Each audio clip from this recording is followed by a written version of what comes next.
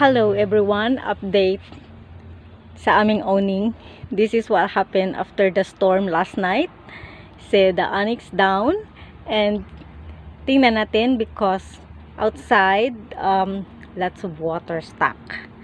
That's the reason why the onyx is down, because it's so heavy. So let's see. Onyx down or owning down. Look at that.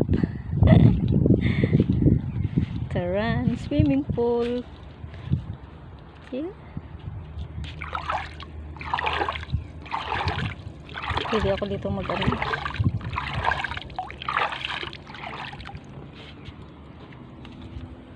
See?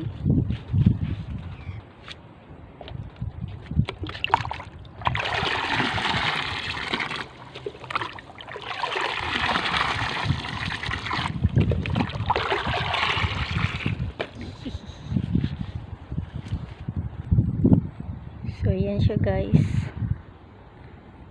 Bumaba siya kasi nabigatan siya ng tubig. The water stuck.